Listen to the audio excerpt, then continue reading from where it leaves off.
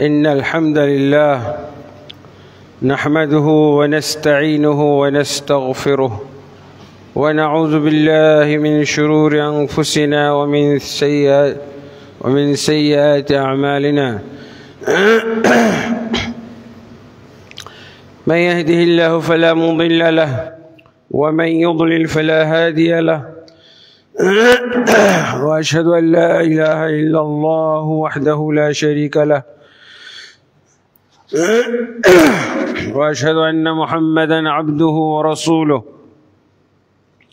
يا أيها الذين آمنوا اتقوا الله حق تقاته ولا تموتن إلا وأنتم مسلمون يا أيها الناس اتقوا ربكم الذي خلقكم من نفس واحدة وخلق منها زوجها وبث منهما رجالا كثيرا ونساء واتقوا الله الذي تساءلون به والأرحام إن الله كان عليكم رقيبا يا أيها الذين آمنوا اتقوا الله وقولوا قولا سديدا يصلح لكم أعمالكم ويغفر لكم ذنوبكم ومن يطع الله ورسوله فقد فاز فوزا عظيما أما بعد فإن خير الحديث كتاب الله وخير الهدي هدي محمد صلى الله عليه وسلم وشر الأمور محدثاتها وكل محدثة بدعة وكل بدعة ضلالة وكل ضلالة في النار أما بعد فأعوذ بالله من الشيطان الرجيم وما يؤمن أكثرهم بالله إلا وهم مشركون وقال سبحانه وإن تطع أكثر من في الأرض يضلوك عن سبيله وقال النبي صلى الله عليه وسلم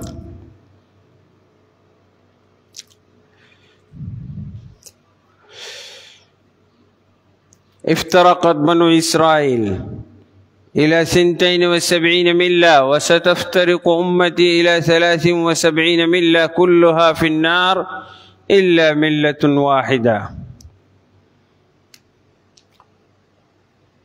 قالوا من هي يا رسول الله قال في رواية هي الجماعة وفي رواية هم ما أنا عليه وأصحابي ما أنا عليه اليوم وأصحابي رواه أصحاب السنن والمسانيد الحمد لله আল্লাহ তাবারক ওয়া তাআলার অসংখ্য অগণিত তারিফাত যে আল্লাহ তাবারক ওয়া তাআলা আমাকে শারীরিকভাবে অসুস্থ থাকা সত্ত্বেও আপনাদের মাঝে আপনাদের দাওয়াতে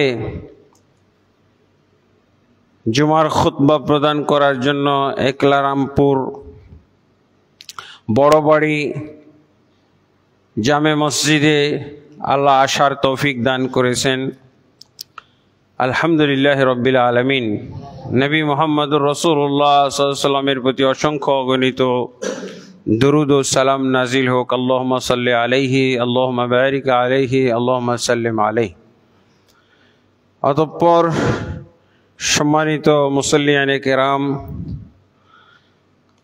আপনাদের এই মসজিদে যে বিষয়ে খুতবা প্রদান করব সেই বিষয়টা মসজিদের পক্ষ থেকে যারা দাওয়াত দিয়েছেন দাওয়াতদাতাদের পক্ষ থেকে আমি ধরে নিব মসজিদ কর্তৃপক্ষের বা মসজিদ কমিটির পক্ষ থেকে এই বিষয় নির্ধারণ করে দেওয়া হয়েছে বিষয়টি হচ্ছে ঈমান আনা সত্ত্বেও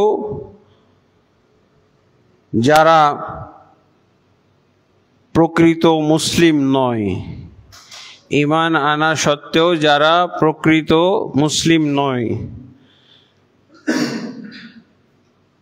এই বিষয়টা খুবই গুরুত্বপূর্ণ একটা বিষয় যেটা নির্ধারণ করা হয়েছে।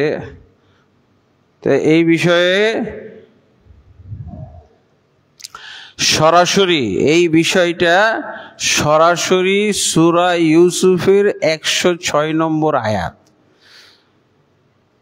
আপনারা যদি এটাও বলতেন যে খুতবার বিষয় হলো সূরা ইউসুফের 106 নম্বর আয়াতের তাফসীর, তাও হইতো।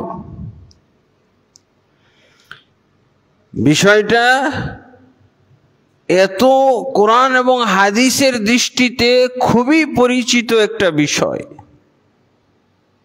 খুবই গুরুত্বপূর্ণ বিষয়, কিন্তু আমাদের সামাজিক দৃষ্টিতে, সামাজিক প্রেক্ষাপটে মুসলমানদের যে ঈমান ইসলামের দুর্দশা এবং যে করুণ অবস্থা, হালাত, এই হালাতে, এই অবস্থাতে এরকম বিষয় শুনলে জনসাধারণের আগে হুজুররাই খেপবে, মুফতি, মুহাদ্দিস, পীর, মুর্শিদরাই খেপে যাবে। তার কারণ হচ্ছে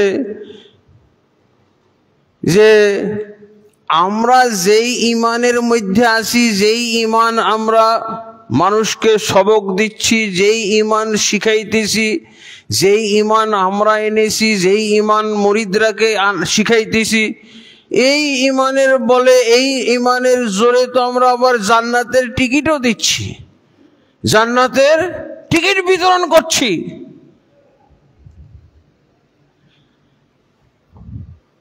এই জন্য খেপে যাবে, এই বিষয় শুনলেই খেপে যাবে। কে খেপবে আগে? হুজুররা খেপে যাবে। আলহামদুলিল্লাহ, এই বিষয়গুলো আলোচনা না করা পর্যন্ত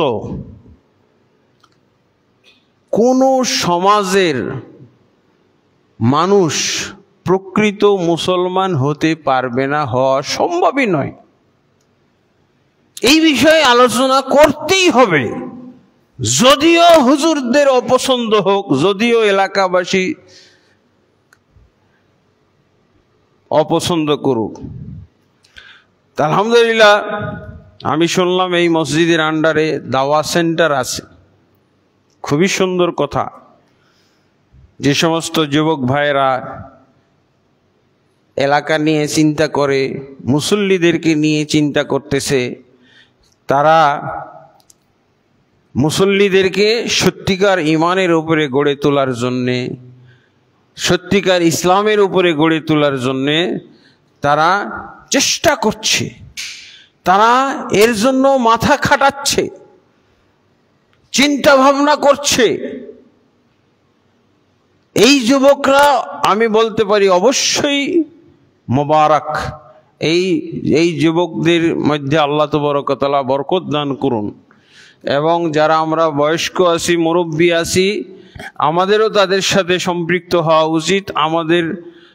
আমরা কিভাবে সম্পৃক্ত হব? উৎসাহিত করব, তাদেরকে আমরা উৎসাহিত করব, তাদেরকে আমরা সাপোর্ট দিব, তাদেরকে আমরা সমর্থন করব, তাদেরকে আমরা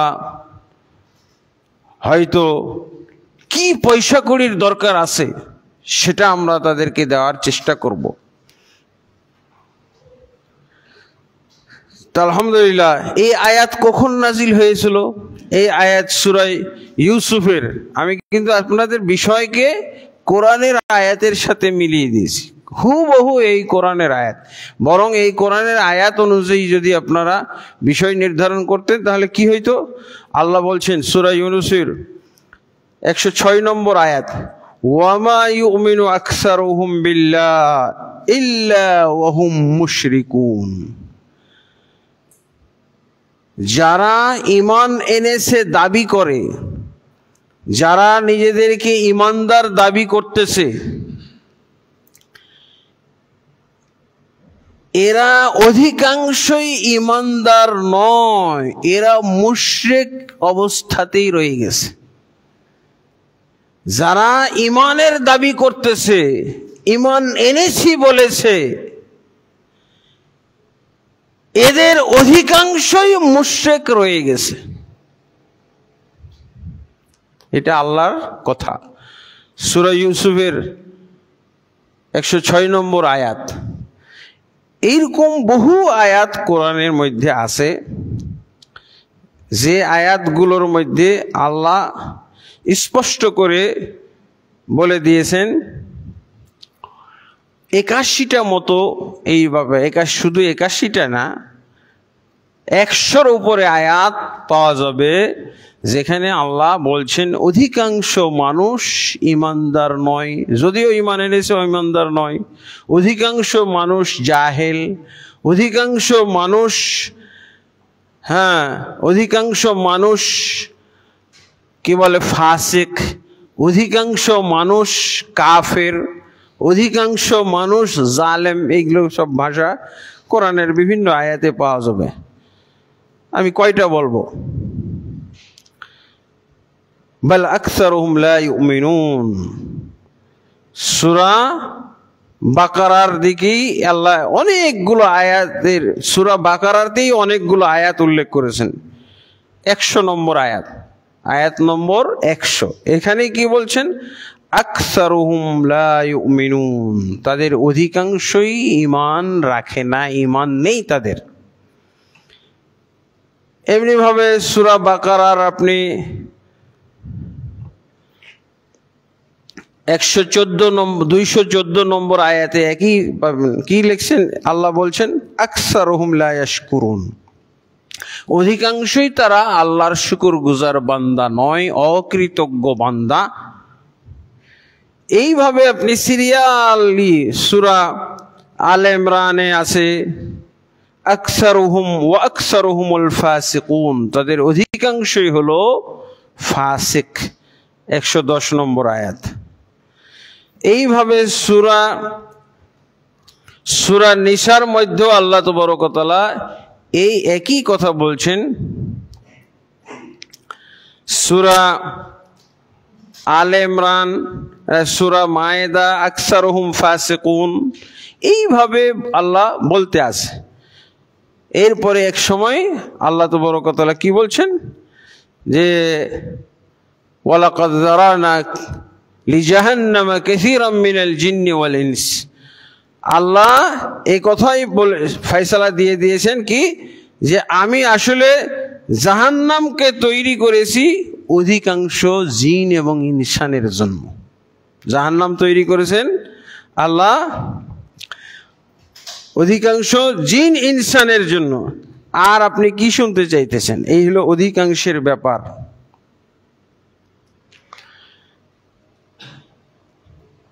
তাহলে কিভাবে?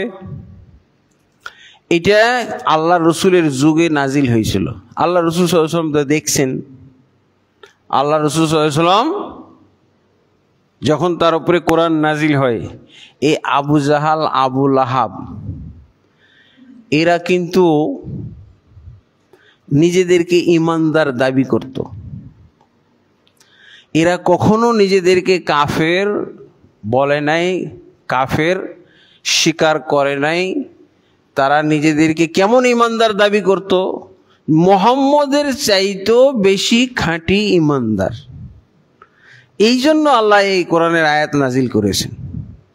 এই যুগেও পাওয়া যাবে যে মুহাম্মদ সাল্লাল্লাহু আলাইহি সাল্লামের যারা আসল অনুসারী, খাঁটি অনুসারী, তাদের চেয়ে যারা শিরক, বেদাত এবং কবর পূজা, পীর পূজা, ল্যাংটা ফকির পূজা, মাজার পূজা, এর মধ্যে লিপ্ত আছে, নবীর যারা আসল অনুসারী নিজেদেরকে তাদের চেয়ে খাঁটি মুমিন দাবি করে থাকে।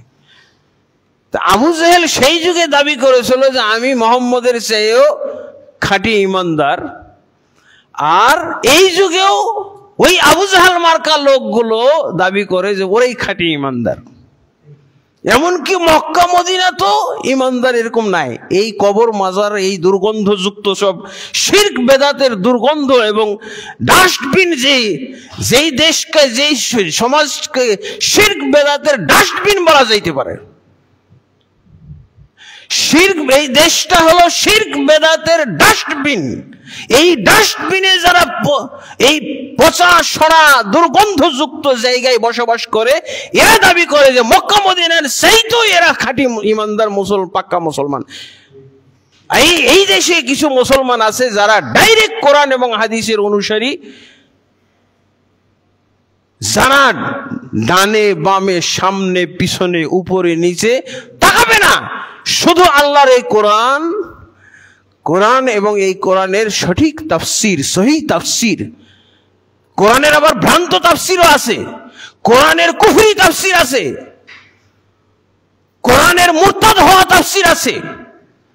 এই তাফসিরগুলো আমি এরকম খুতবাতে দেখে দেখে খুতবা দিয়েছিলাম, সিরিজ খুতবা। এইটা একটা কাফের হওয়া তাফসির।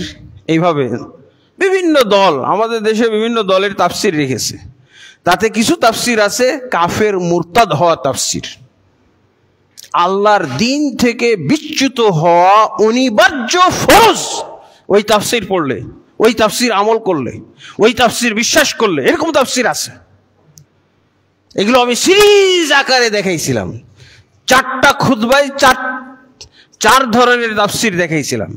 এই জন্য বাংলাদেশের বেদাতি সমাজ আমার বিরুদ্ধে উঠে পড়ে লাগছিল। একেবারে জালের মাছ ধরার যে, মাছ শিকার করার যে জাল, এই জালের মতো করে মামলা সারা বাংলাদেশে ঠুকছিল, হুমকি দিয়েছিল। আলহামদুলিল্লাহ, আল্লাহ তো ওয়াদা করে রেখেছেন, আল্লাহ হক এবং হকপন্থী তাদেরকে বিজয়ী রাখবে, তাদেরকে আল্লাহ হেফাজত করবে। এটা তো আল্লাহর ওয়াদা কোরআনে। তাহলে আমাদের চিন্তা করার কি দরকার? আমরা হক কথা বলবো, হক কথা বলতে হবে, হক কথা বলা ফরজ। মাকড়সার জালের মতো মামলা মোকদ্দমা ভরা। জানে যে ছেলেরা আমাকে দাওয়াত দিয়েছে এই মসজিদে, তারা সবাই জানে, সবাই তাদের কাছ থেকে দেখে নিন।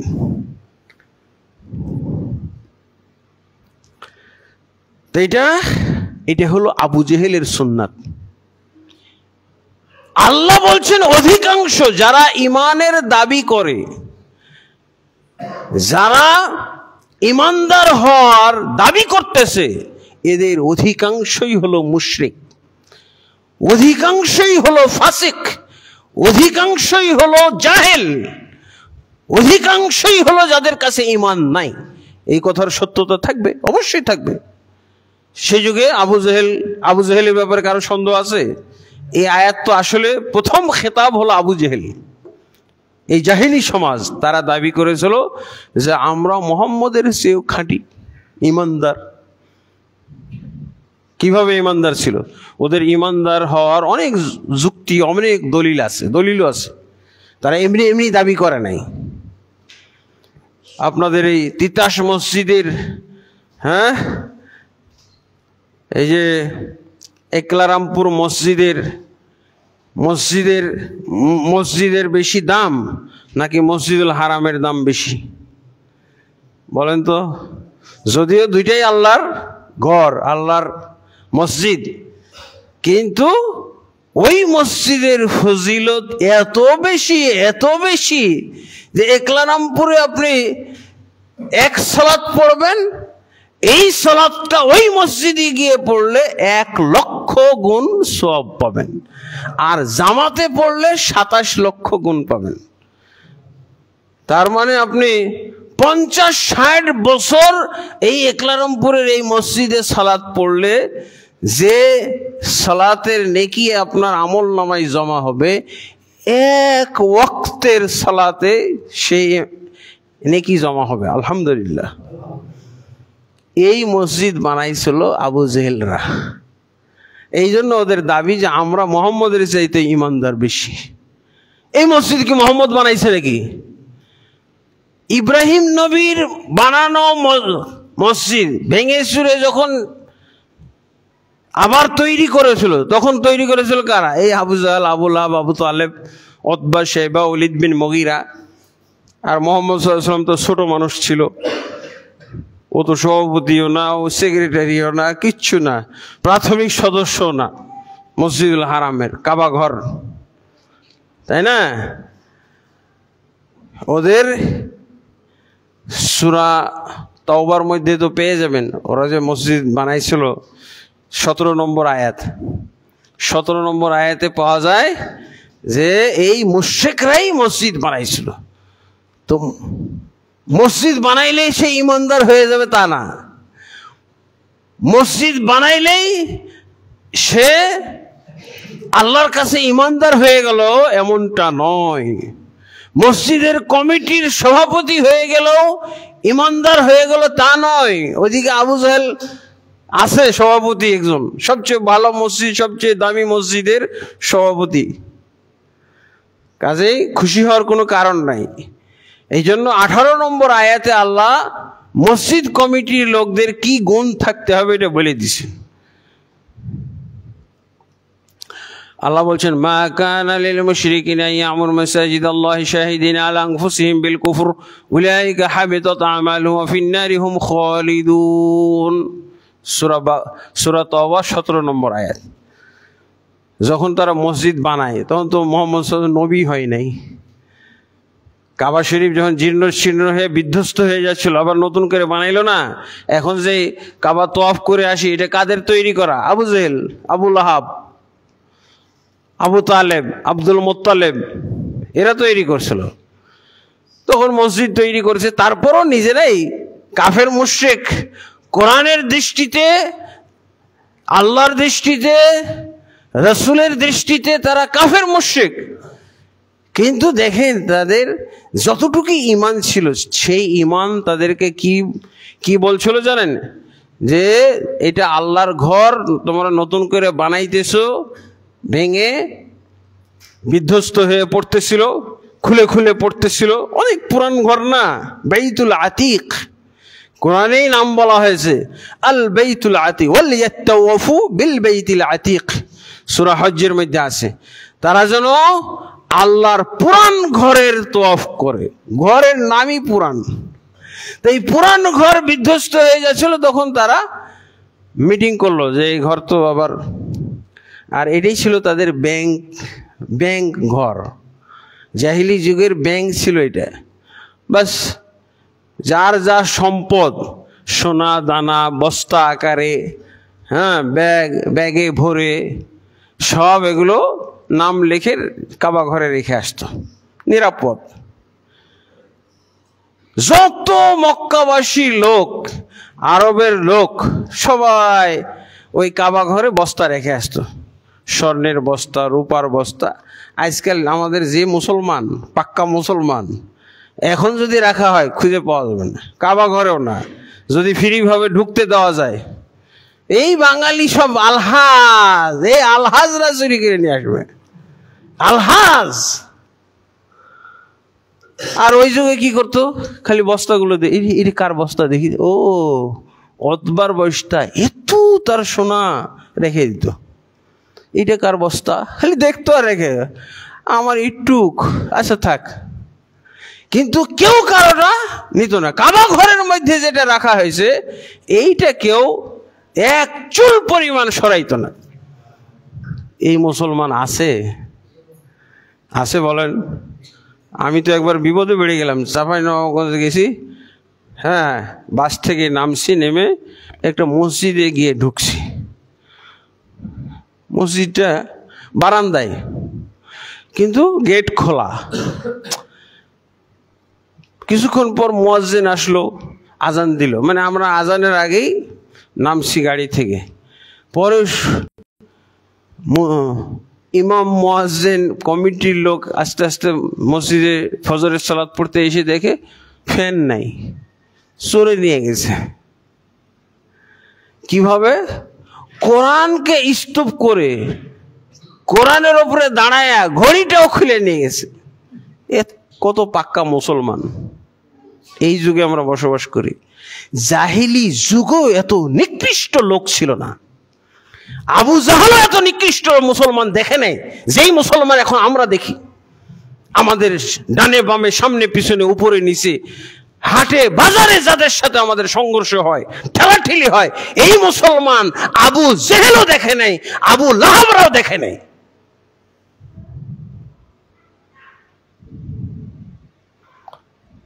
যে মুসলমান আজকে আমরা দেখতেছি, রাসূলুল্লাহ সাল্লাল্লাহু আলাইহি ওয়াসাল্লাম যদি আসতেন এই যুগে, তাহলে রাসূল সাল্লাল্লাহু আলাইহি ওয়াসাল্লামের কান্না ছাড়ার কোনো উপায় ছিল না যে আমি আবু জাহেলদের যুগে এসে ভালো করেছি, তোমাদের যুগে আসি না, এটা আমার ভাগ্য ভালো।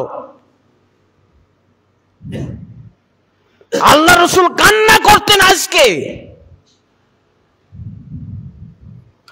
আল্লাহ রাসূল সাল্লাল্লাহু আলাইহি ওয়াসাল্লাম এই জঘন্য মুসলমান দেখেননি।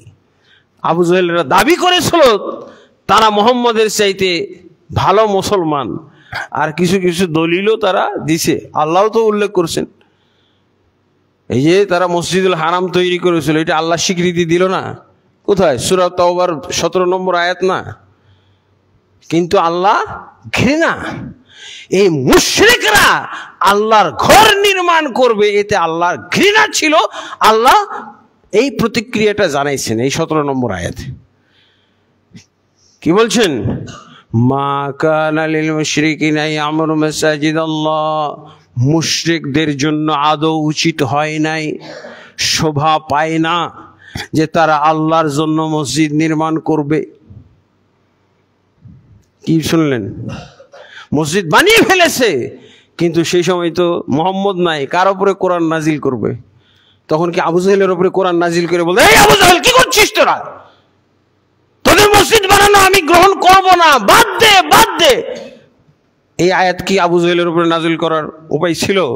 আবু লাহাব, আবু তালেব, আব্দুল মুত্তালিব, কার উপরে? যার উপরে নাজিল করতো সেই তো নবী হয়ে যেত। কাবা ঘর নির্মাণের বহুদিন পর সূরা তাওবা যখন নাজিল হইল, তখন আল্লাহ সেই তাদের বানানো মসজিদের ব্যাপারে প্রতিক্রিয়া জানাইলেন। কি বললেন? উচিত হয় নাই। এদের মতো মুশরিকদের জন্য আল্লাহর মসজিদ, আল্লাহর জন্য মসজিদ নির্মাণ করা উচিত হয় নাই।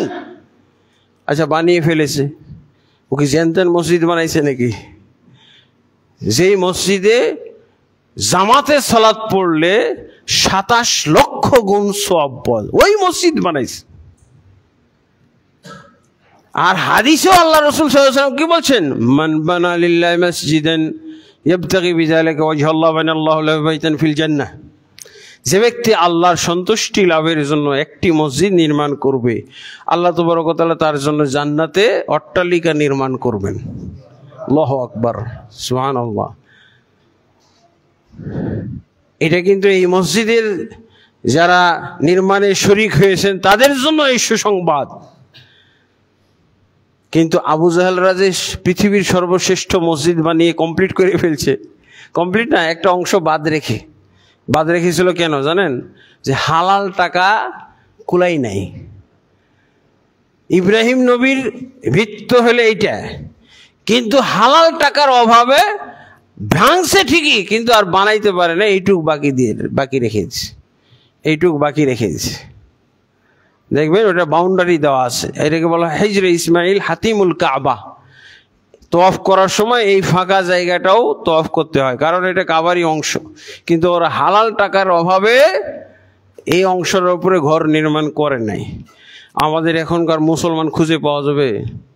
হুজুরও তো খুঁজে পাওয়া যাবে না, কোনো পীর মুর্শিদও খুঁজে পাওয়া যাবে না যারা মসজিদ নির্মাণের জন্য হালাল টাকার শর্ত করবে। পাক্কা ঘুষখোর, দুর্নীতিবাজ, হারামখোর, তার কাছে হুজুর যে চান্দা চায় যে মসজিদের জন্য দান করেন 5 লক্ষ টাকা, আর ওই ঘুষখোর হারামখোর ওই তার ঘুষের টাকা দিয়ে দেয়, মসজিদ বানায়। আর এই হুজুর, ইমাম সাহেব, খতিব সাহেব, মুতাওয়াল্লি সাহেব বলারও সাহস পায় না যে মার্চেন্ট সাহেব এটা আল্লাহর ঘর, হালাল টাকা থেকে দিন।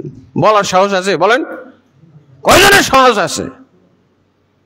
বলতে তো পারবে না। আর ওরা শর্ত করে দিয়েছিল, খবরদার কেউ যেন এই আল্লাহর ঘর নির্মাণ। আবু জেহেল, আবু লাহাব, যাকে আপনি গালি দেন, যাকে আপনি কাফের মনে করেন, আপনি ওজন যদি করা হয় আপনি হুজুরও পাল্লায় ওই আবু জেহেলের চাইতে কম হয়ে যাবে, হালকা হয়ে যাবেন। আবু জেহেলের পাল্লা ভারী হবে। আমাদের দেশে এই হলো অবস্থা, বাস্তব। চাই না, এই কথাটাও বলার সাহস নেই, আল্লাহর ঘর মসজিদ বানাবো হালাল টাকা দিয়েন, বলতে পারবে? তাহলে বুঝেন পরিবেশটা কত জঘন্য। আল্লাহ রাসূল সাল্লাল্লাহু আলাইহি ওয়াসাল্লাম বর্তমান যুগে আসলে এত তার দাওয়াত সফল হইতো না, সেই যুগে যেভাবে সফল হয়েছিল। এই যুগে মুহাম্মদ সাল্লাল্লাহু আলাইহি ওয়াসাল্লাম আসলে, এই যুগে এই পীর মুরিদি এবং মাজার কবরের যুগে যদি আসতো, তাহলে চরমনাই পীর বলতো আগে আপনি আমাদের স্বীকৃতি দেন, চরমনাই পীর হক, এটা আগে স্বীকৃতি দেন, তারপরে আপনার উপরে ঈমান আনবো। সরসিনা বলতো আমাদের আগে স্বীকৃতি দেন, আমরা হক, তাহলে স্বীকৃতি ঈমান আনবো। এই আবর্জনামূলক, এই আবর্জনার সমাজে আল্লাহ রাসূল সাল্লাল্লাহু আলাইহি ওয়াসাল্লামকে আল্লাহ পাঠাননি। এইসব শর্ত শুনতে হইতো, এইসব শর্ত শুনতে হইতো, মাইজ ভান্ডার ওলাদের কাছে যে বলতে হইতো, একই কথা বলতো, আমাদের আগে স্বীকৃতি দেন। এই হলো অবস্থা, দুরবস্থা। অনেক তারা ইমানের কাজ করত, এই জন্য তো আল্লাহ বলছেন তারা ইমানের কাজ করতেছে বটে, ইমানদারের মতো কাজ করতেছে বটে, কিন্তু তারা ইমানদার নয়। সূরা ইউসুফের 106 নম্বর আয়াত। ওরাই যদি ইমানদার, কাবা ঘর বানিয়ে ইমানদার না হইতে পারে, তা আমি মসজিদ, বাংলাদেশের মসজিদ বানাই কিভাবে হব? তারপর আল্লাহ কি বলছেন এই আয়াতের মধ্যে? আমরা যেমন বলি যাক করে ফেলছে তো কবুল করে নিলাম, যাক করে ফেলছো যখন, বানাই ফেলছো যখন, ঠিক আছে আমি কবুল করলাম।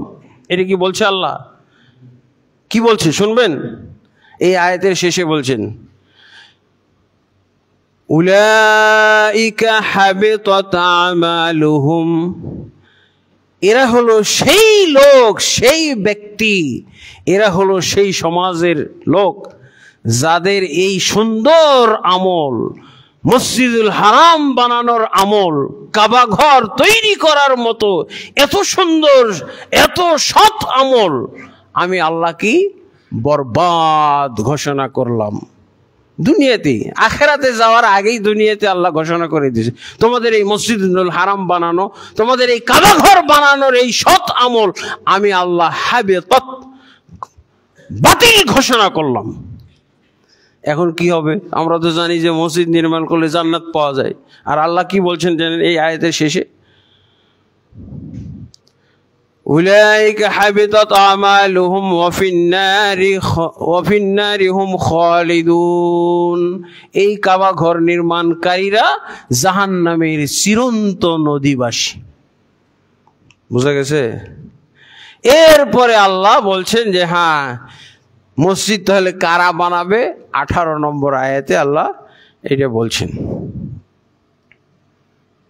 18 নম্বর আয়াতে আল্লাহ এটা সুন্দর করে জানাই দেয়, ইন্নামা ইয়া'মুরু মাসাজিদাল্লাহি মান আমানা বিল্লাহি ওয়াল ইয়াউমিল আখির ওয়া أقام الصلاة وآتى الزكاة ولم يخش إلا الله فعسى أولئك أن يكونوا من المهتدين। এই যে আপনাদের টেবিলেই রাখা কোরআনে, এইটা আমার এলাকার থেকে আনি নাই। 17 নম্বর এবং 18 নম্বর আয়াত আপনারা তরজমা পড়বেন সবাই। আল্লাহ কি বললেন? যে মসজিদ নির্মাণকারী কেবল তারাই হতে পারবে, তাদের জন্যই মসজিদ নির্মাণের অনুমতি দেওয়া হলো। কিয়ামত কাল পর্যন্ত শুধু ওই লোকগুলো মসজিদ নির্মাণের শরীক হবে যারা আমানা বিল্লাহ, আল্লাহর উপরে ঈমান এনেছে, ওয়াল ইয়াউমিল আখির, আখিরাতের উপরে ঈমান এনেছে, ওয়া আকামাস সালাহ, এবং যারা সালাত কায়েম করে 5 ওয়াক্ত, ওয়া আতাজ যাকাত, এবং যাকাত আদায় করে। আরেকটা কি, ওয়ালাম ইয়াখশা ইল্লাল্লাহ, আল্লাহকে ছাড়া কাউকে ভয় করে না। ফাআসা উলাইকা আন ইয়াকুনু মিনাল মুহতাদিন, এই ব্যক্তিদের ব্যাপারে আশা করা যায় যে এরা আসল ঈমানদার, এরাই হলো হেদায়েত প্রাপ্ত আল্লাহর দৃষ্টিতে। আলহামদুলিল্লাহ, অনেক কাজ। ওরা মসজিদ কেন দাবি করেছিল যে মুহাম্মদের চাইতো পাক্কা ঈমানদার? এই হলো 1 নম্বর যুক্তি। মসজিদুল হারাম আমরা বানাইছি, আমরা কমিটি, মুহাম্মদ সাল্লাল্লাহু আলাইহি ওয়াসাল্লাম প্রাথমিক সদস্য না। আল্লাহর ঘরের হর্তাকর্তা যারা, তারাই তো আসলে ঈমানদার। যারা আল্লাহর ঘরের হর্তাকর্তা নয়, একটা প্রাথমিক সদস্য নয়, তারা কি করে ঈমানদার হইতে পারে? যুক্তি আছে না? যুক্তি কি আমার এই হুজুরদের মতো যুক্তি নাকি? আবু জাহেলের যুক্তি কি হুজুরদের মতো ছিল? এর চাইতে কত মূল্যবান, এই হুজুরদের চাইতে, বেদাতি হুজুরদের চাইতে কত মূল্যবান যুক্তি। এই যুক্তি খণ্ডাইতে পারবে ওরা? আরো কি করতো? অনেক আয়াত পাওয়া যায়, অনেক আয়াতে আছে। এই যে সূরা আনফালে পড়েন না, সূরা আনফালে আখিরি মোনাজাত আছে 2টা, আবু জাহেলের 2টা আখিরি মোনাজাত আছে সূরা আনফালে। একটা 17 নম্বর আয়াতে পাবেন আখিরি মোনাজাত। কার? আবু জাহেলের। কোন পীরের কাছে মোনাজাত করে নাই, কোন মাজারে গিয়ে মোনাজাত করে নাই, কোন দরবারে নাই, কোন দরগাতে নাই, কোন খানকাতে নয়, আল্লাহর কাছে দোয়া করতেছে, মোনাজাত করতেছে। কে? আবু জাহেল। 17 নম্বর আয়াত, আনফালের 17 নম্বর আয়াত পড়েন। 32 নম্বর আয়াত পড়েন সূরা আনফালের। এটা ছিল আবু জাহেলের প্রথম আখিরি মোনাজাত ছিল। প্রথম আখিরি মোনাজাতটা হলো 32 নম্বর আয়াত, আর দ্বিতীয় আখিরি মোনাজাত হলো 17 নম্বর আয়াত সূরা আনফালের। যারা আল্লাহর কাছে মোনাজাত করে তাদের মোনাজাত কি ছিল? এই যে 17 নম্বর আয়াতের যে মোনাজাতটা করেছিল আবু জেহেল, সে ছিল ইমাম। হ্যাঁ, কাবা ঘরে আখেরি মোনাজাত হচ্ছে। কাবা ঘরের আখেরি মোনাজাতের দাম বেশি না টঙ্গীর এই প্রস্রাব পায়খানা চতুর্দিকে ঘেরাও করে আছে এই জায়গার দাম বেশি? বলেন। কাবা ঘরের আখেরি মোনাজাত পরিচালনা করেছিল আবু জাহেল। কি বলবো নাকি আল্লামা আবু জাহেল নাকি?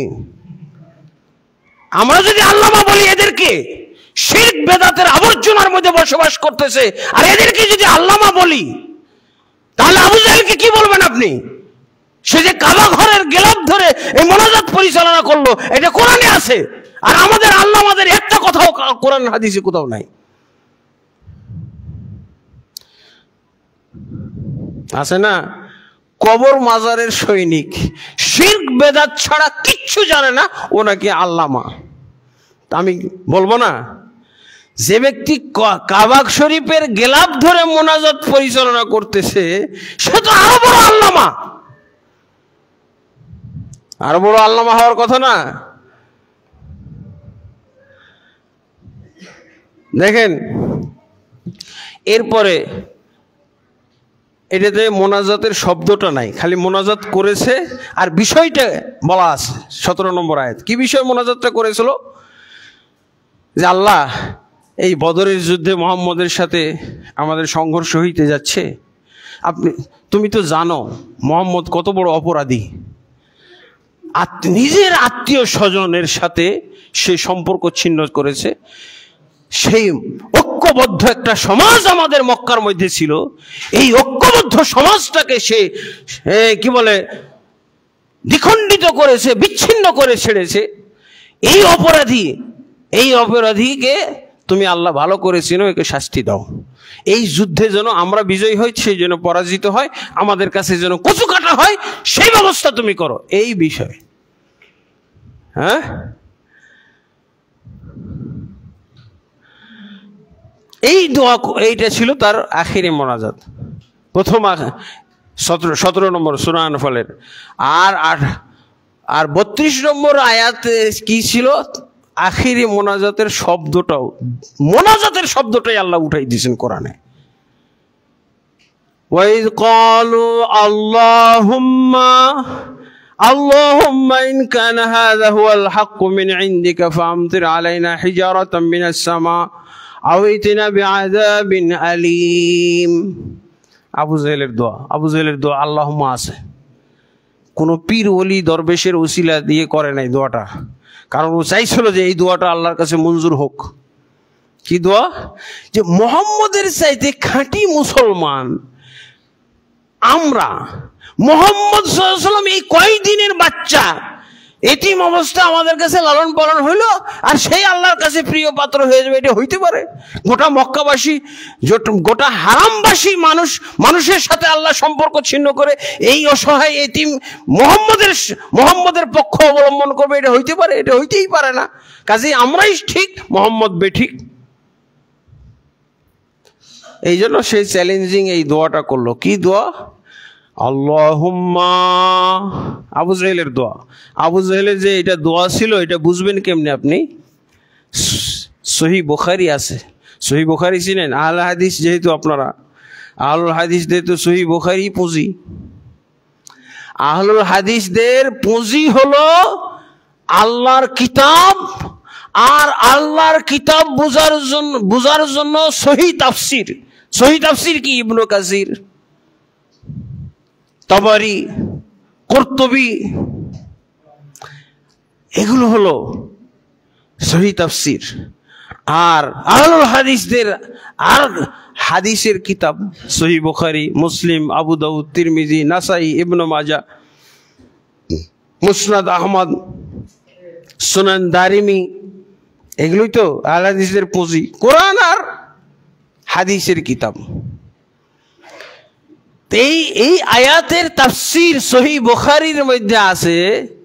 এই যে সূরা আনফালের 32 নম্বর আয়াত, ওয়াইজ ক্বালু, স্মরণ করো মুমিন মুসলিমরা যখন আবু জেহেলের সমাজ, জাহিলি সমাজের লোকেরা আল্লাহর কাছে মোনাজাত করলো, দোয়া করলো। কি দোয়া করেছিল? আল্লাহুম্মা, হে আমাদের আল্লাহ, ইন কানা হাযা হুয়াল হাক্কু। এবার বুঝেন, আমি যে কথাটা বললাম এইটার সরাসরি দলিল দেখেন। তারা মুহাম্মদ সাল্লাল্লাহু আলাইহি ওয়াসাল্লামকে হক মনেই করতো না, তারা মুহাম্মদ সাল্লাল্লাহু আলাইহি ওয়াসাল্লামকে 100% বাতিল মনে করত। আর আবু জাহাল আর জাহিলি সমাজের লোকগুলো নিজেদেরকে 100% হক বলতো। যেমন ভাবে আমাদের বর্তমান যুগে বেদাত আর শিরকের আবর্জনায় বসবাস করে, অথচ তারা সাইনবোর্ড লাগাই নিয়েছে আহলে হক। সাইনবোর্ড দিছে, হক ও হক্কানিয়তের মুখপাত্র, হকপন্থী। আহলে হাদিস ও হকপন্থীদের মধ্যে বাহাস, আহলে হাদিস ও আহলুস সুন্নাতের মধ্যে বাহাস। এই শিরক বেদাতের আবর্জনায় বসবাসকারী এই হুজুরগুলো বলে কি যে আহলে হাদিস হলো বাতিল ফিরকা। হাসবেন না কাঁদবেন? আবু জেহেলও হাসতো। বলে কি এদের সম্পর্ক মুহাম্মদের সাথে সরাসরি। আর এদেরকে বলছে এই বেদাতির পাল, এই মুশরিকের পাল, বলতেছে এরাই হলো ফিরকা বাতিলা। সি সি সি। আহলে হাদিসকে ফিরকা বাতিলা বলে কারা? শুধু শিরক চিনে যারা, শুধু বেদাতের তারা 100% বলা যেতে পারে ধারক বাহক, তারাই বলতেছে আহলে হাদিস হল ফিরকা বাতিলা। তো এদের বলাটাকে কি বলবেন? আবু জেহেল যেমন মুহাম্মদ সাল্লাল্লাহু আলাইহি ওয়াসাল্লামকে ফিরকা বাতিলা বলছিল, এরকমই আবু জেহেলের সুন্নাত এটা। বেদাত এবং কবর, মাজার, দরগা, দরবের এবং দেখা যায় যে ফিরকা বন্দির মধ্যে ডুবে আছে, বেরেলভি এবং দেওবন্দি আবর্জনার মধ্যে পড়ে আছে, ফিরকা বন্দির আবর্জনার মধ্যে পড়ে আছে। যারা কোনো ফিরকা বন্দিকে পছন্দ করে না, যারা সরাসরি কোরআন এবং সহিহ হাদিস মানবে, মানার যারা মানসিকতা রাখে, মানার পক্ষে যারা কথা বলে, তাদেরকে বলতেছে ফিরকা বাতিলা। তা আবু জাহেলের সুন্নত হইল না এটা? যেমন মোহাম্মদকে তারা ফেরকা বাতিলা বলেছিল, ঠিক তাদের মতোই এরা যারা মোহাম্মদ সাল্লাল্লাহু আলাইহি ওয়াসাল্লামের সরাসরি অনুসারী, নির্ভেজাল অনুসারী, যারা কোরআন সুন্নাহর মাধ্যমে কেবল আল্লাহ তাবারক ওয়া তাআলার সাথে সম্পর্ক স্থাপন করতে চায়, যারা কেবল হাদিস এবং হাদিসের গ্রন্থগুলোর মাধ্যমেই রাসূলের সাথে তারা ভালোবাসা স্থাপন করতে চায়, অনুসরণ করতে চায়, তাদেরকে ফেরকা বাতিলা মানে কি? এটা আবু জাহেলের সুন্নাত, এটা আবু লাহাবের সুন্নাত, এটা উতবা সাহেব ওয়ালিদ বিন মুগীরা সেই জাহিলি সমাজের সুন্নাত ছাড়া আর কিছুই নয়।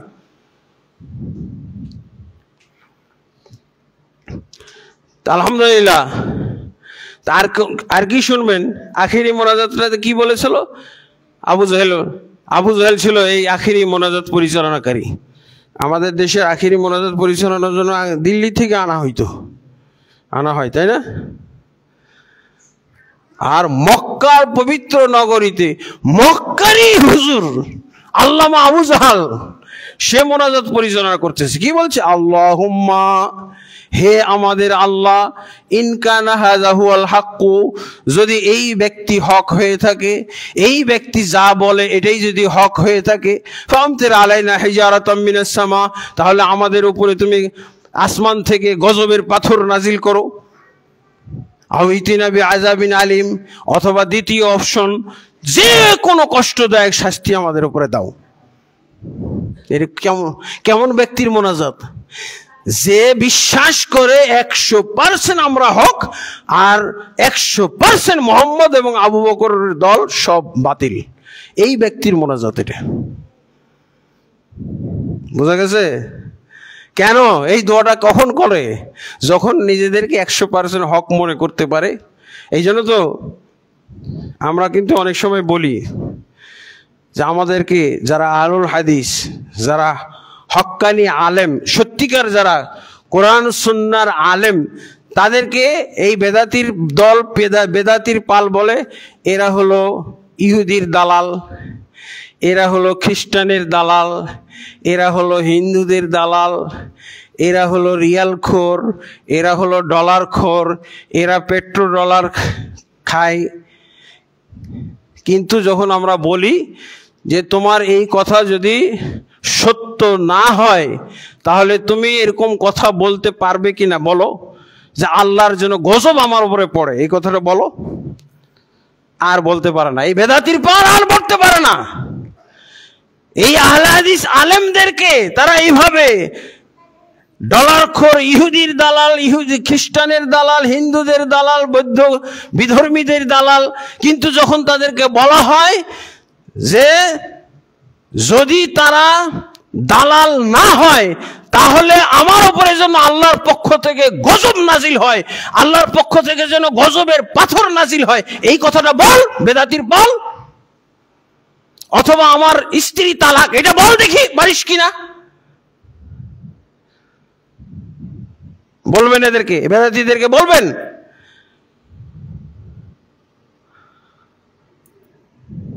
দেখেন আবু জাহেল ঠিকই বলেছে তার বিশ্বাসের উপরে, কতটুকু বিশ্বাস এদের নাই। যদিও আবু জাহেলের সুন্নাত কবর পূজা করে, পীর পূজা করে, মাযহাব পূজা করে, তরিকা পূজা করে যদি হকের দাবি করে তাহলে অবশ্যই এই দাবি আবু জাহেলের সাথে মিলেছে, কোনো সন্দেহ নাই। 1% সন্দেহ করার কোনো সুযোগ নাই। অবশ্যই আবু জাহেলের দাওয়াতের সাথে, দাবির সাথে ওর দাবি মিলে গেছে।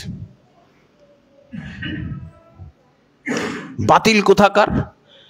কোথায় পালি ইসলামের মধ্যে পীর পূজা, কবর পূজা, দরবার পূজা, দরগা পূজা, খানকা পূজা? কোথায় পালি তুই? কোথায় পালি তুই মাযহাব পূজা? কোথায় পালি তুই তো তরিকা পূজা? মুহাম্মদ সাল্লাল্লাহু আলাইহি ওয়াসাল্লামের তরিকা, এক তরিকা ছাড়া আর কোনো তরিকা বলে কিছু নাই। কিসের তুই পালি? বাংলাদেশের সবচেয়ে বড় হুজুর, এক পাল হুজুর সিরিয়াল দিয়েছে, পাগড়ি দিয়ে টেনে ধরে আছে, নকশবন্দিয়া তরিকা, চিশতিয়া তরিকা, কাদেরিয়া তরিকা, এসব তরিকার বায়াত করতেছে। সি সি সি সি সি, এগুলো বলে আলেম? এগুলো নাকি আলেম? এগুলো কিসের আলেম? আবু জাহেল মার্কা আলেম। মুহাম্মাদের তরিকা ছাড়ার কোন তরিকা মুসলমানের নেই, ইসলাম ধর্মে নেই, থাকতে পারে না, থাকার কোনো সুযোগ নাই। যারা দাবি করবে এরাই হলো বেদাতি হুজুর, এদেরকে বলা হবে বেদাতি। মাজারের বারবার কথাটা বলতে খারাপ লাগছে, তারপরে আরো কি কারণ ছিল তাদের হক দাবি করার? মুহাম্মদ সাল্লাল্লাহু আলাইহি ওয়াসাল্লাম আবু বকরের চাইতে বেশি। তারা সবাই আলহাজ ছিল, একজনও, যারা যুবক প্রাপ্তবয়স্ক সবাই তারা আলহাজ, কেউ হজ ছাড়া ছিল না। প্রতি বছর হজ করত। প্রতি বছর হজ করার লোক আছে আমাদের বাংলাদেশে? ইদানিং হচ্ছে, কারণ ভোট ভাট করার জন্য আলহাজ লিখতে হয়। নির্বাচনে দাঁড়াইলে আর আলহাজ লেখে না, আলহাজ অমুককে ভোট দিন, আলহাজ অমুককে ভোট দিন লেখে না। এই জন্য এই ভোটাভুটির প্রচলনটা বেশি হওয়াতে দেখা যায় যে হজও বেশি। দেখে না নেতা নেত্রীরা কিভাবে ভোটের আগে, নির্বাচনের আগে মক্কা মদিনে ছুটাছুটি করে, আর ছবি উঠায়, আর পেপার পত্রিকায় দেয়, রেডিও টেলিভিশনে ছাড়ে, বুঝেন না? এই একই কায়দা। আবু জাহেলরা তো আল্লাহকে রাজি খুশি করার জন্যই হজ করত, কিন্তু বর্তমানের হজ হচ্ছে জনগণকে খুশি করার জন্য। বর্তমানের হজ কি জন্য খুশি হয়? জনগণকে খুশি করার জন্য, নিজে খুশি হওয়ার জন্য। অর্থনৈতিক উদ্দেশ্যে, রাজনৈতিক উদ্দেশ্যে হজ, সামাজিক উদ্দেশ্যে হজ, আল্লাহর উদ্দেশ্যে হজ কোথায়? জাহিলি সমাজের সব ছিল আলহাজ, একজনও আলহাজ ছাড়া ছিল না। বরং তারা হজ পরিচালনা করত। তারা কি করত? হজ পরিচালনা। এবং তারা তোয়াফ করত, হজ করত, উমরা করত, তোয়াফ করত, দোয়া করত। দোয়া তো শুনলেন, আখেরি মোনাজাত দুইটা। হ্যাঁ, এর চেয়ে আর কি বড় প্রমাণ নেবেন আপনি? আখেরি মোনাজাত যারা পরিচালনা করে। তারপরে কুরবানি করত, সূরা হজ্জের 36 নম্বর আয়াত। নামাজ পড়তো, সালাত, সূরা আনফালের 36 নম্বর আয়াত। সূরা হজ্জের 36 নম্বর আয়াতে কি পাওয়া যাবে? যে তারা এমনভাবে কুরবানি করত যে এই কুরবানির গোস্ত এক টুকরাও খাইতো না, সব ফকির মিসকিনকে বিলাই দিত। তো সাহাবায়ে কেরাম আল্লাহ রসুলের কাছে যেয়ে বলেন, ইয়া রাসূলুল্লাহ, এটা কেমন হইল? আমরা তো আবু জাহেলদের চাইতে খাঁটি মুসলমান, ওরা কুরবানি দিচ্ছে, পুরোটাই বিলাই দিচ্ছে, বিতরণ করছে, কাবা ঘরে যে জমা দিয়ে আসতেছে, আর আমরা নিজেরাই আপোষে বন্টন করে খেয়ে ফেলাইতেছি। তো এই ক্ষেত্রে তো দেখা যায় আবু জাহেলদের কুরবানিটাই বেশি সহি মনে হয়। দিয়ে আল্লাহ রসুলের কাছে অনুমোদন চাইলেন, ইয়া রাসূলুল্লাহ, আমরাও এবার থেকে এরকম করতে চাই, আমরাও কুরবানির গোস্ত এক টুকরা খাবো না, আমাদের পরিবার পরিজন কাউকে খাইতে দিব না, সব কাবা ঘরে জমা দিয়ে আসবো। তো আল্লাহ রসুল সাল্লাল্লাহু আলাইহি ওয়াসাল্লাম তখনই এই কোরআনের আয়াতটা নাজিল হলো, সূরা হজ্জের 36 নম্বর আয়াত, লা ইয়ানালাল্লাহু লুহুমুহা ওয়ালা দিমাউহা ওয়ালাকিন ইয়ানালুহু তাকওয়া মিনকুম। আল্লাহর কাছে রক্ত মাংস, কুরবানির পশুর রক্ত মাংস কিছুই পৌঁছে না। তার মানে পৌঁছানোর চেষ্টা করা হচ্ছে, কে বা কারা করতেছে, কিন্তু আল্লাহ এটার প্রতিবাদ দিলেন, প্রতিবাদ নাজিল করলেন। আল্লাহর কাছে কুরবানির পশুর রক্ত মাংস কিছুই পৌঁছে না। কি পৌঁছে? ওয়ালাকিন ইয়ানালুহু তাকওয়া মিনকুম। তোমাদের পক্ষ থেকে যে আল্লাহ তাকওয়াটা, এই যে আল্লাহ ভীতি, আল্লাহর মহব্বত, আল্লাহকে সবচেয়ে বড় মনে করা, এটাই আল্লাহর কাছে পৌঁছে। গোস্ত কে খেলো না খেলো, রক্ত কোথায় প্রবাহিত হলো না হলো, এটা আল্লাহর দেখার বিষয় না। আল্লাহর কাছে দেখার বিষয় হলো কুরবানি দেওয়ার সময় আল্লাহু আকবার যে বলেছিল, আল্লাহর জিকির করেছিল, আল্লাহকে যে ভয় করেছে, আল্লাহকে মহব্বত করেছে, এই মানসিকতাটাই আল্লাহর কাছে ইবাদত। এটাই আল্লাহ গ্রহণ করেন। এটাই হলো জবাব। এবার সাহাবায়ে কেরাম প্রবোধ লাভ করলেন, আল্লাহ তাদের সাপোর্টে কোরআনের আয়াত নাজিল করে দিলেন। এই আয়াতটা কিন্তু কুরবানির ঈদ আসলে আমরা মেম্বরে পাঠ করি, কিন্তু এর সাবাবুন নুজুল, এই আয়াত নাজিল হওয়ার কারণ কি, এটাও একটু বিশ্লেষণ করা দরকার। আপনারা দেখবেন তাফসীর ইবনে কাসিরের মধ্যে এই আয়াত, এইটা হলো কাদের কুরবানি? আবু জাহেলদের কুরবানির ব্যাপারে নাজিল হয়েছিল এই আয়াত। এত সুন্দর করে কুরবানি দিত। এই জন্য আমি বলেছি যে এই বিষয়ে ওয়াজ করা খুবই জরুরি। আজকে আল্লাহ রাসূল সাল্লাল্লাহু আলাইহি ওয়াসাল্লাম যদি ঈমানের দাওয়াত দিতে আসতেন, খুব কঠিন পরিস্থিতিতে পড়তে হইতো। চরমনায়ের মুরিদ হওয়ার দাওয়াত দেওয়া হইতো আল্লাহ রসুলকে, যে আপনার দাওয়াত শুনবো, আগে আমাদের দাওয়াতটা কবুল করেন, আমার হক্কানি হুজুরের মুরিদ হন আগে। ইন্না লিল্লাহি ওয়া ইন্না ইলাইহি রাজিউন বলে কি এগুলো? শয়তানি কথাবার্তা। হ্যাঁ, আপনি আল্লাহ রসুলের হাদিস থাকতে, আল্লাহ রসুল সাল্লাল্লাহু আলাইহি ওয়াসাল্লাম যেই জীবন ব্যবস্থা দিয়ে গেছেন, এই কোরআন থাকতে আমি কিসের এইসব ভণ্ডদের মুরিদ হব? কেন? আমি আল্লাহর মুরিদ হব, আমি রসুলের অনুসারী হব, বাস, এর বাইরে আর কিচ্ছু নাই। সব হলো ভণ্ডামি, সব হলো দুষ্টামি, সব হলো এই ইসলাম নিয়ে, ইমান নিয়ে ছেড়েমিড়ি খেলার অন্তর্ভুক্ত বিষয়। বলেন, আপনি চিন্তা করে দেখেন, আজকে যদি আল্লাহর রসুল আসতেন কি দশাটা হইতো। একমাত্র আহলে হাদিসদের সমাজে আল্লাহ রসুল সাল্লাল্লাহু আলাইহি ওয়াসাল্লাম চান্স পাইতেন, আর কোন সমাজে চান্স দেওয়া হইতো না আল্লাহ রসুল সাল্লাল্লাহু আলাইহি ওয়াসাল্লামকে। সব এক একজন ভণ্ড নিয়ে পড়ে আছে। এই ভণ্ডের শর্ত অনুযায়ী আপনি কোরআন, আপনি দেখেন না, আপনার কোরআন মানবে না তারা, আপনার হাদিস মানবে না। কারণ কি? হুজুরের মুরিদ আমি। প্রকৃত মুমিন হইতে হবে। আলহামদুলিল্লাহ, আমার এই বইটার মধ্যে কালেমার মর্ম কথা বই, আপনারা যেই বিষয়ে খুতবা দিয়েছেন আমাকে, হুবহু এই বিষয়টা আমার এই বইয়ের মধ্যে এসে গেছে। ইমানদার 4 প্রকার। প্রকৃত মুমিন, প্রকৃত মুমিন হইলে কি করতে হবে? অবশ্যই কোরআন সুন্নাহ অনুযায়ী তার প্রত্যেকটা আমল, আকীদা, আখলাক, তার হালাল হারাম, তার সব কিছু মিলতে হবে কোরআন সুন্নাহর সাথে। আর এছাড়া আরো 3 প্রকার প্রকৃত ইমানের বাইরে আরো 3 প্রকার ইমানদার আছে। তারা হলো, এই যে 1 নম্বর, 81 পৃষ্ঠা থেকে পড়া শুরু করবেন। ইমানের সংজ্ঞা অনুযায়ী ইমানদারদের 4টা প্রকার। প্রথমেই হলো প্রকৃত ইমানদার, এরপরে দ্বিতীয়টা হলো মুনাফেক প্রকৃতির ইমানদার। মুনাফেক মার্কা ইমানদার, মুনাফেকরা দাবি করে যে আমরা ইমানদার, কিন্তু আসলে তারা ইমানদার নয়। দ্বিতীয় পর্যায়ে তৃতীয় ইমানদার হলো ফেরাউন মার্কা ইমানদার। কারণ ফেরাউনের ইমান ছিল, কি ধরনের ইমান ছিল, সেই ইমানের পরিচয়টা আমি কোরআন থেকে তুলে ধরেছি। ফেরাউন কালেমা পাঠ করেছিল, ফেরাউন কালেমা পাঠ করে কিন্তু ইমান এনেছিল মৃত্যুর আগে। সেই ঘটনাটা এখানে আমি উল্লেখ করেছি। ফেরাউন মার্কা ইমানদার। আমাদের সমাজে যে, আমাদের বর্তমান বিশ্বে যে 200 কোটি মুসলমান শোনা যায়, বাংলাদেশে 95% মুসলমান শোনা যায়, এগুলো হলো এই যে এই পরের 3 প্রকার ইমানদারের মধ্যে মুনাফিক মার্কা পাবেন। প্রকৃত ইমানদার হয়তো 1% আছে কিনা। মসজিদুল হারামের খতিবের আমি এখানে কোটেশন উল্লেখ করেছি। মসজিদুল হারামের খতিব উনি বলেছেন যে বর্তমান বিশ্বে যদি ইমানদার খোঁজা যায়, প্রকৃত ইমানদার, তাহলে 1000-এ 1জন পাওয়া যাবে কিনা সন্দেহ। এটা কার কথা? মসজিদুল হারাম। আমরা তিতাস এলাকায় কোনো মসজিদুল হারাম আছে নাকি?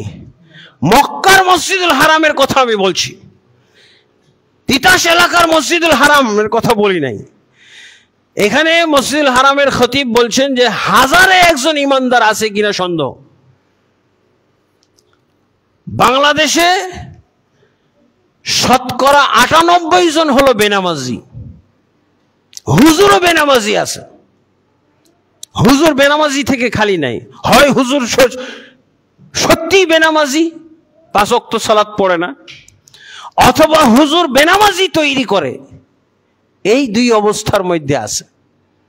যদি নিজে নামাজ পড়ে তো দেখবেন এমন ফতোয়া দিচ্ছে যে যার মাধ্যমে বেনামাজি হচ্ছে। ওকে যে জিজ্ঞেস করে নামাজ না পড়লে কি হয়, বলছে নামাজ না পড়লেও মুসলমান থাকে। তো দরকার কি তাহলে? আমার নামাজ পড়ার দরকার কি? এমনি ঝামেলা লাগে, কষ্ট লাগে, তো নামাজ না পড়া মুসলমান আমি।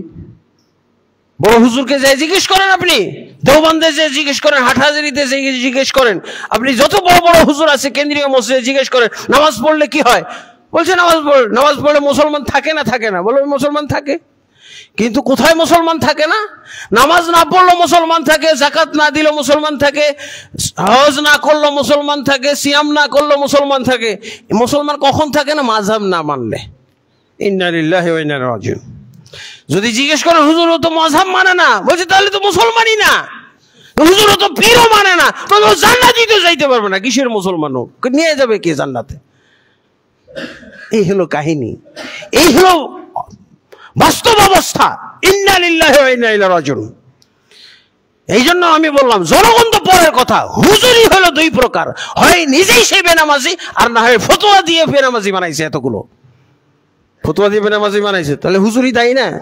এই বেনামাজির পক্ষে, বেনামাজির ব্যাপারে 18টা কারণ আমি উল্লেখ করেছি, না কি 10টা কারণ উল্লেখ করেছি। আমাদের ভারতবর্ষে, বাংলাদেশে এত বেনামাজি কেন?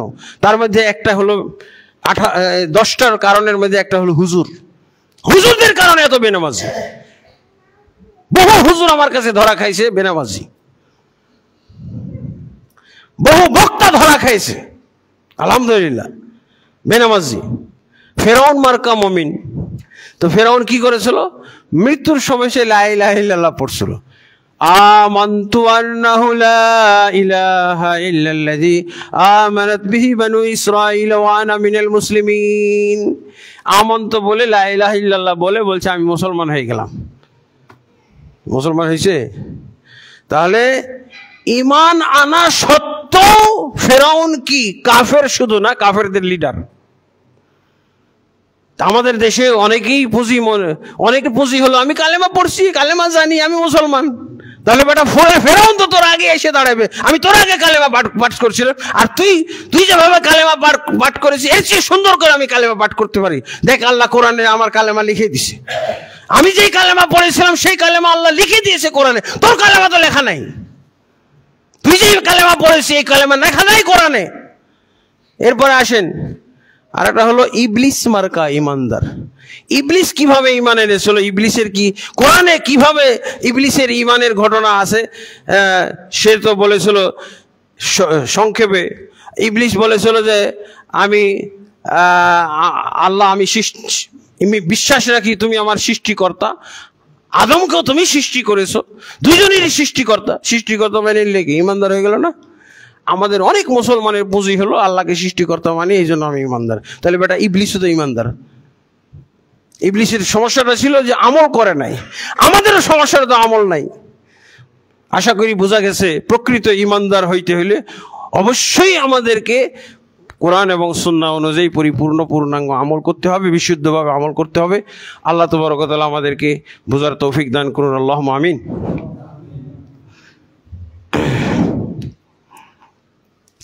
আলহামদুলিল্লাহি রাব্বিল আলামিন ওয়াসসালাতু ওয়াসসালামু আলা আশরাফিল আমবিয়া ওয়াল মুরসালিন নবিয়িনা মুহাম্মাদিন ওয়া আলা আলিহি ওয়া সাহবিহি আজমাইন, আম্মা বা'দ।